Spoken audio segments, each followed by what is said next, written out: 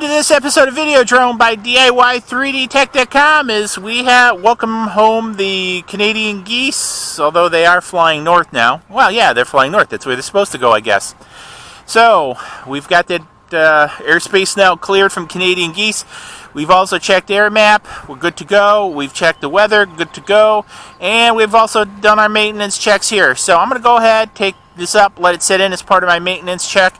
Today we're going to be flying with the graduated ND. Now, I didn't hit the precision takeoff, so in the last couple flights I did, and the landing was great. So let's see how this does without precision landing. But I've got the graduated gray filter on there.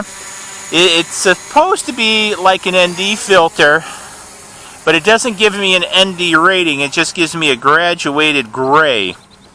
So, what does that mean, you ask? Well, as soon as I hit the focus button here, I'll tell you. So, what happens is this should pull down my sky a bit.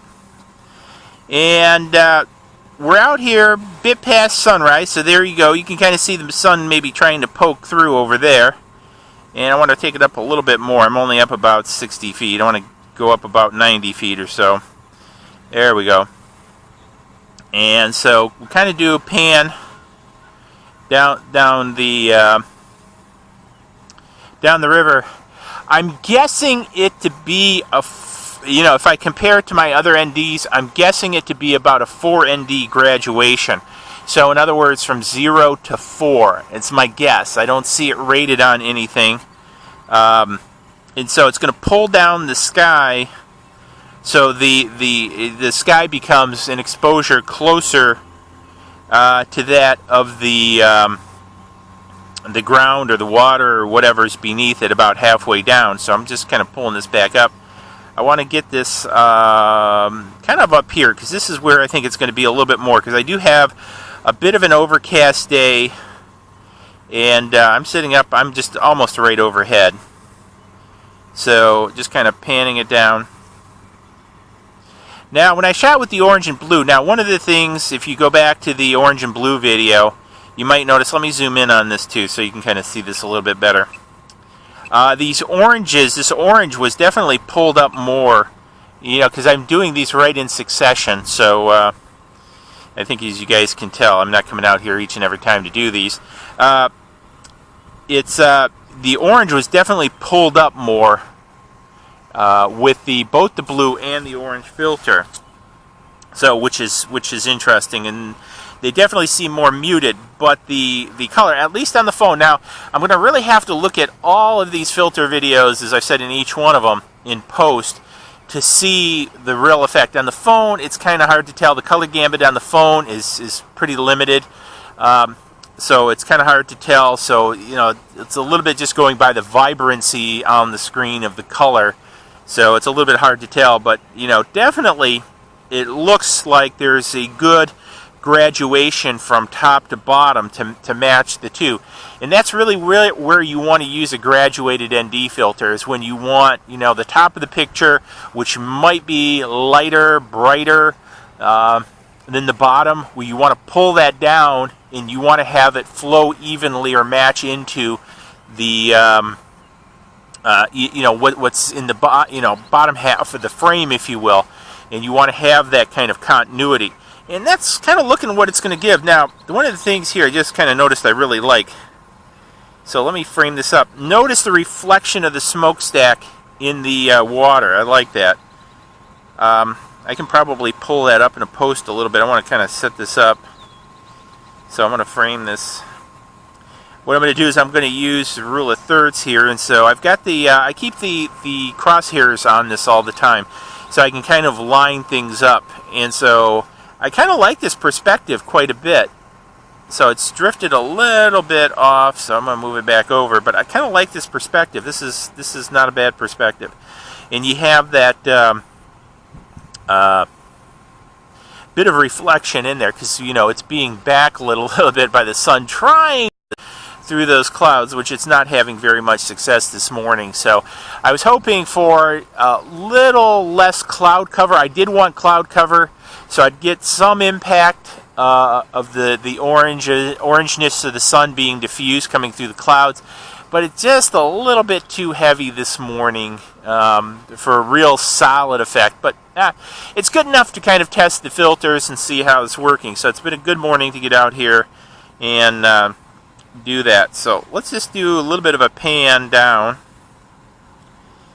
and you can kind of see everything. And again, I'm just right above me. You can probably still hear the copter, so I'm only up about 90 feet straight above me.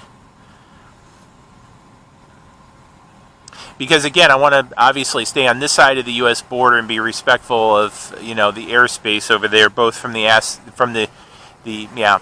use the word aspect too many times, but from the aspect of it being a refinery or industrial facility, as well as Canadian airspace. So I want to stay over here. And so we see the bramble down there. And what I want to do is I want to bring it this way and show you guys a little bit now. Unfortunately, it's not a lot of light, but you can kind of see the greens, how the greens are melding into the darker sky. I think if this was actually not an overcast sky, but a blue sky, this would also give a nice effect, if you will. So definitely some more experimentation. So again, I'm pretty much liking these colored filters, and I know I've said it before in the other two videos, but if you missed the other two videos, definitely go back and watch them. Matter of fact, I think what I might do is even create a filter playlist. I think I'm going to probably do that. And so if you're interested in any type of filter or whatever, you can go to that playlist and look at them. So I'm going to probably do that. So check down below or one of the cards above for the filter playlist. And I'll have them all in there, because this will come at the end of the 3 series. So I did the star, the orange, the blue, and now the ND. And plus I did, like the ND64 before. And so I'll put all these in a playlist, and so you can reference them. And so, anyways, I wanted to show this. I was just kind of looking. It's going to get on low battery here. I want to come home in a second. So, let's go before we have to come home.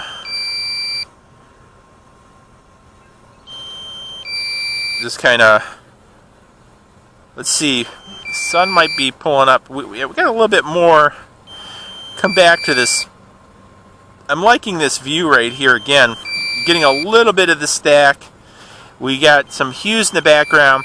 Now just raw, I'm not really liking this too much, but in post, I think I can pull up the orangish background of the clouds, and because it kind of runs down to the horizon, if you will, I think this would probably be a pretty interesting picture to see it running down to the horizon.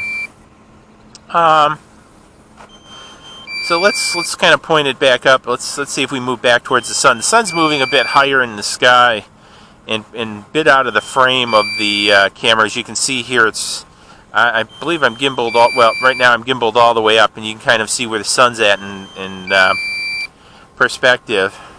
And again, it's pulling it down a little bit. It would be also nice, I think, to get a little bit higher graduation.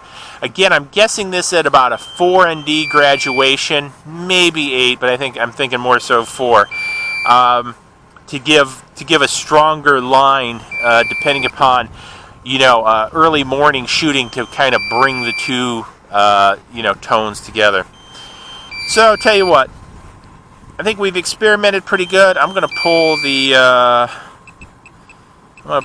video back, because like I say, I'm only just right above. So I'm going to go ahead and I'm going to land this, and we'll see how things go.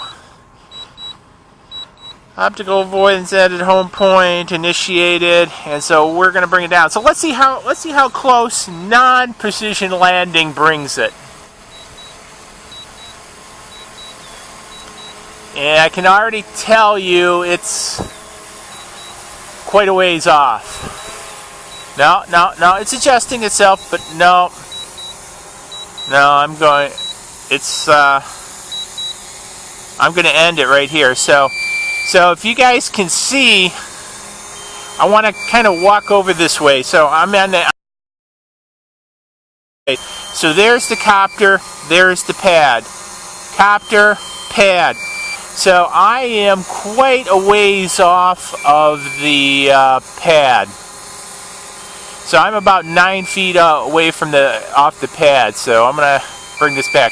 So precision landing does really make a big difference. So I was just kind of curious because I've done all the other ones as precision landing, so I'm going to bring it down. And we've brought it down, so I'm going to go ahead and save out the video.